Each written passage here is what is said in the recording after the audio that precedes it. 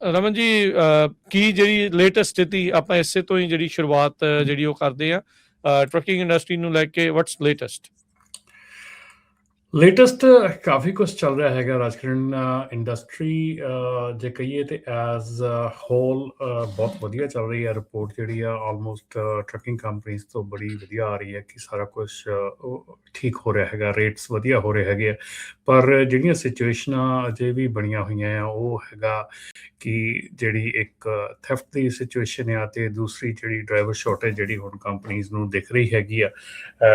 ਔਰ ਜਿਵੇਂ ਕਹਿ ਲਓ ਵੀ ਇਸ ਵੇਲੇ ਇੱਕ ਥੋੜ੍ਹੀ ਜਿਹੀ ਡਰਾਈਵਰ ਪੇ ਦੀ ਵਾਰ ਵੀ ਜਿਹੜੀ ਆ ਉਹ ਚੱਲ ਪਈ ਹੈਗੀ ਆ। ਅਤੇ ਇਹਦੇ ਵਿੱਚ ਹੁਣ ਜੇ ਆਪਾਂ ਗੱਲ ਕਰੀਏ ਇਸ ਵੇਲੇ ਜਿਹੜਾ ਕੰਬੈਟਿੰਗ ਔਰਗਨਾਈਜ਼ ਰੀਟੇਲ ਕ੍ਰਾਈਮ ਐਕਟ ਹੈਗਾ ਆ ਉਹ ਹਾਊਸ ਦੇ ਵਿੱਚ ਪਾਸ ਹੋ ਗਿਆ 348/60 ਹੈ ਨਾ।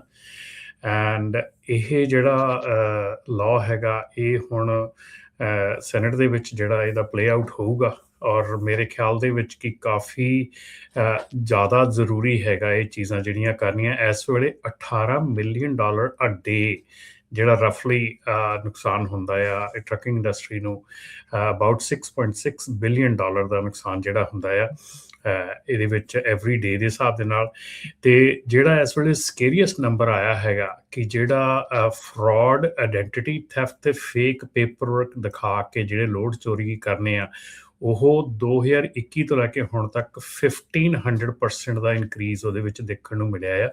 ਸੋ ਇਹ ਜਿਹੜਾ ਇਨਕਰੀਜ਼ ਹੈਗਾ ਆ ਇਹ ਬੜਾ ਸਕੇਰੀਅਸਟ ਹੈਗਾ ਇਸ ਵੇਲੇ।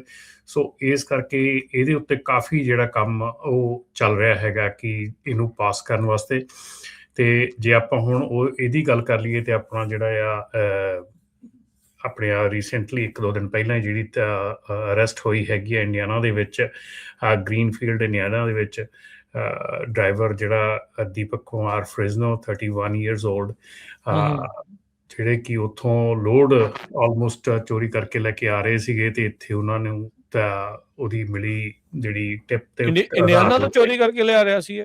ਨਹੀਂ, ਇਹ ਇੰਡੀਆਨਾ ਤੋਂ ਨਹੀਂ ਸੀਗਾ, ਇਹ ਮੇਰੇ ਖਿਆਲ ਸੀਗਾ ਪੈਨਸਿਲਵੇਨੀਆ ਤੋਂ ਸੀਗਾ। ਪੈਨਸਿਲਵੇਨੀਆ ਤੋਂ ਚੋਰੀ ਹੋਇਆ, ਪਰ ਉੱਥੇ ਗਏ ਜੂਨ 25 ਨੂੰ ਪੈਨਸਿਲਵੇਨੀਆ ਤੋਂ ਚੋਰੀ ਹੋਇਆ ਸੀਗਾ ਅਤੇ ਪੈਨਸਿਲਵੇਨੀਆ ਤੋਂ ਉਹਨਾਂ ਦੇ ਲਈ ਉਹ ਸੀਗੀ ਆਪਣੀ ਵਾਰੰਟ ਇਸ਼ੂ ਹੋਇਆ ਸੀਗਾ।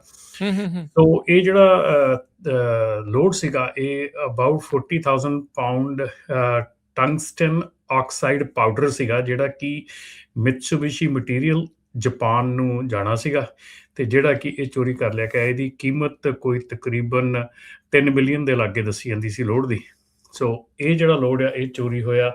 ਔਰ ਇਹ ਜਿਹੜੀਆਂ ਚੀਜ਼ਾਂ ਹੁਣ ਹੋ ਰਹੀਆਂ ਹੈਗੀਆਂ ਇਹਨਾਂ ਦੇ ਕਰਕੇ ਜਿਹੜਾ ਸਿਚੁਏਸ਼ਨ ਹੈਗੀ ਆ ਉਹ ਕਾਫੀ ਜਿਹੜੀ ਆ ਉਹ ਕਹਿ ਲਓ ਵੀ ਜਿਹੜੇ ਇੱਦਾਂ ਦੇ ਲਾਜ਼ ਬਣਨੇ ਆ ਉਹ ਤਾਂ ਹੀ ਫਿਰ ਉੱਤੇ ਜ਼ੋਰ ਪੈਂਦਾ, ਤਾਂ ਹੀ ਫਿਰ ਉਹ ਅੱਗੇ ਵੱਧਦੇ ਆ ਕਿਉਂਕਿ ਇਹ ਚੀਜ਼ਾਂ ਜਿਹੜੀਆਂ ਹੋ ਰਹੀਆਂ ਹੈਗੀਆਂ।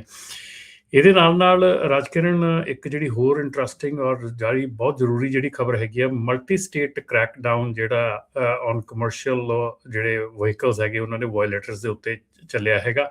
ਠੀਕ ਹੈ, ਜਿਹਦੇ ਵਿੱਚ ਇਹ ਕਾਫੀ ਮਹੀਨਿਆਂ ਤੋਂ ਬਿਲਡਅਪ ਕੀਤਾ ਜਾ ਰਿਹਾ ਸੀਗਾ ਇਸ ਚੀਜ਼ ਨੂੰ, ਅਤੇ ਜਿਹਦੇ ਵਿੱਚ ਕਿ ਇੰਡੀਆਨਾ ਦੇ ਵਿੱਚ 223 ਅਰੈਸਟ ਜਿਹੜੀਆਂ ਆਈਸ ਅਤੇ ਸਟੇਟ ਪੁਲਿਸ ਦੇ ਆਪਰੇਸ਼ਨ ਦੇ ਨਾਲ ਕੀਤੀਆਂ ਗਈਆਂ ਇਲੀਨੋਇਸ ਸਟੇਟ ਲਾਈਨ ਦੇ ਲਾਗੇ। ਓਕਲਾਹੋਮਾ ਵੱਲੋਂ 120 ਅਰੈਸਟ ਜਿਹੜੀਆਂ I-40 ਤੇ with rap sheet including DUI, human smuggling ਤੇ ਡਰੱਗ ਡਿਸਟਰੀਬਿਊਸ਼ਨ ਤੇ। ਟੈਕਸਸ ਪੈਨ ਹੈਂਡਲ ਦੇ ਵਿੱਚ 30+ ਅਰੈਸਟ ਹੋਈਆਂ। ਨੇਸ਼ਨ ਵਾਈਡ ਜੇ ਉਹ ਟੈਲੀ ਕੀਤੀ ਜਾਵੇ ਤਾਂ ਨੇਸ਼ਨ ਵਾਈਡ ਦੱਸਿਆ ਜਾ ਰਿਹਾ ਕਿ almost 9500 commercial truck taken of the road ਇਸ ਸਵੀਪ ਦੇ ਵਿੱਚ।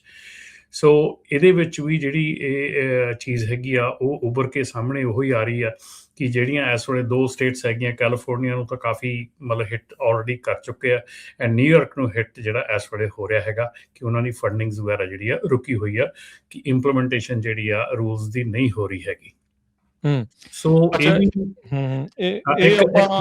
ਇੱਕ ਹੋਰ ਜਿਹੜੀ ਇੰਪੋਰਟੈਂਟ ਚੀਜ਼ ਹੈਗੀ ਆ ਰਾਜਕਿਰਨ, ਜਿਹੜਾ ਫਲੋਰੀਡਾ ਵਾਲਾ ਆਪਣਾ ਯੂਟਰਨ ਲਾਸੂਟ ਸੀਗਾ ਉਹਦੇ ਵਿੱਚ C.H. ਰੋਬਿਨਸਨ ਜਿਹੜਾ ਸੀਗਾ ਉਹ ਡ੍ਰੌਪ ਆਊਟ ਕਰ ਦਿੱਤਾ ਗਿਆ C.H. ਰੋਬਿਨਸਨ ਨੂੰ ਉਸ ਕੇਸ ਦੇ ਵਿੱਚੋਂ, ਕਿਉਂਕਿ ਉਸ ਕੇਸ ਦੇ ਵਿੱਚ ਇਹ ਪਾਇਆ ਗਿਆ ਕਿ C.H. ਰੋਬਿਨਸਨ ਦਾ ਕੋਈ ਲੈਣਾ ਦੇਣਾ ਨਹੀਂ ਸੀਗਾ। ਸੋ ਜਿਹੜਾ ਆਪਣਾ ਇਹ ਕੇਸ ਸੀਗਾ ਮੌਂਟਗੋਮਰੀ ਵਰਸਸ ਕਾਰਾਬਾਈ ਟਰਾਂਸਪੋਰਟ ਦਾ, ਜਿਹੜਾ ਯੂਨੈਨਿਮਸ ਡਿਸੀਜਨ ਆਇਆ ਸੀ ਸੁਪਰੀਮ ਕੋਰਟ ਦਾ ਬ੍ਰੋਕਰ ਲਾਇਬਿਲਿਟੀ ਦਾ, ਸੋ ਉਹ ਸ਼ਾਇਦ ਇੱਥੇ ਪਲੇ ਆਊਟ ਹੋਣਾ ਸੀਗਾ, ਪਰ ਡੈਫੀਨੇਟਲੀ ਇਸ ਵਾਰੀ ਉਹ ਪਲੇ ਆਊਟ ਨਹੀਂ ਹੋਇਆ। ਸੋ C.H. ਰੋਬਿਨਸਨ ਜਿਹੜੇ ਆ ਉਹ ਉਸ ਲਾਸੂਟ ਦੇ ਵਿੱਚ ਉਹਨਾਂ ਨੂੰ ਡ੍ਰੌਪ ਕਰ ਦਿੱਤਾ ਗਿਆ। ਅੱਛਾ, ਕਾਰਗੋ ਥੈਫਟ ਦੀ ਜੇ ਰਾਜਕਨਵੀਰ ਸਿੰਘ ਤੇ ਆਪਣੇ ਰਮਨ ਭਾਜੀ ਗੱਲ ਕਰਦੇ ਜਾਈਏ, ਕਹਿੰਦੇ ਵੀ ਜਿਹੜਾ 4 ਜੁਲਾਈ ਆ ਇਹ ਰਿਪੋਰਟ ਕੀਤਾ ਗਿਆ ਵੀ ਕਾਰਗੋ ਨੈਟ ਨੇ 4 ਜੁਲਾਈ ਜਿਹੜਾ ਥੈਫਟ ਆ ਇਹ ਬਹੁਤ ਜ਼ਿਆਦਾ ਹੁੰਦਾ ਆ। ਪਿਛਲੇ ਸਾਲ ਵੀ ਹੋਇਆ ਸੀ। ਸੋ ਸਾਰੇ ਕੇਅਰਫੁਲ ਰਹਿਣ। ਜਿਹੜੇ ਏਰੀਆ ਉਹਨਾਂ ਨੇ ਮੇਨ ਮੈਂਸ਼ਨ ਕੀਤੇ ਆ, ਕੈਲੀਫੋਰਨੀਆ, ਟੈਕਸਸ ਤੇ ਇਲੀਨਾਇਸ, 3 ਸਟੇਟਾਂ ਜਿਹੜੀਆਂ ਉਹਨੇ ਦੱਸੀਆਂ ਹੈਗੀਆਂ। ਸੋ ਜਿਹੜੇ ਟਰੱਕਿੰਗ ਦੇ ਵਿੱਚ ਆ ਖਾਸ ਕਰਕੇ ਇਹ ਵਾਰਨਿੰਗ ਆ 4 ਜੁਲਾਈ ਨੂੰ। ਕਹਿੰਦੇ ਵੀ ਇਸ ਏਰੀਏ ਦੇ ਵਿੱਚ ਇਹ ਹਾਈ ਵੈਲਿਊ ਟਾਰਗੇਟ ਏਰੀਆ ਆ। ਕੈਲੀਫੋਰਨੀਆ ਦਾ ਜੇ ਕਾਉਂਟੀ ਵਾਈਜ਼ ਦੱਸਦੇ ਜਾਈਏ, ਸੈਨ ਬਰਨਡੀਨੋ ਤੇ ਲਾਸ ਐਂਜਲਸ ਕਾਉਂਟੀ, ਤੇ ਡੈਲਸ ਕਾਉਂਟੀ 'ਚ ਟੈਕਸਸ, ਮੈਰੀਕੋਪਾ ਕਾਉਂਟੀ ਐਰੀਜ਼ੋਨਾ ਤੇ ਸ਼ੈਲਬੀ ਕਾਉਂਟੀ ਟੈਨਸੀ ਦੇ ਵਿੱਚ। ਇਹ ਕਾਫੀ ਇਸ ਵੇਲੇ ਟਾਈਮ ਜਿਹੜਾ ਆ ਉਹ ਐਕਸਪੈਕਟਡ ਹੁੰਦਾ ਕਿ ਇਸ ਵੇਲੇ ਕਾਫੀ ਜਿਹੜੀਆਂ ਚੋਰੀਆਂ ਆ ਉਹ ਇਸ ਟਾਈਮ ਤੇ ਹੁੰਦੀਆਂ ਹੈਗੀਆਂ। ਸੋ ਡੈਫੀਨੇਟਲੀ ਜੇ ਤੁਸੀਂ ਬਾਹਰ ਹੈਗੇ, ਰੋਡ ਤੇ ਹੈਗੇ, ਤਾਂ ਬੀ ਕੇਅਰਫੁਲ। ਜੀ,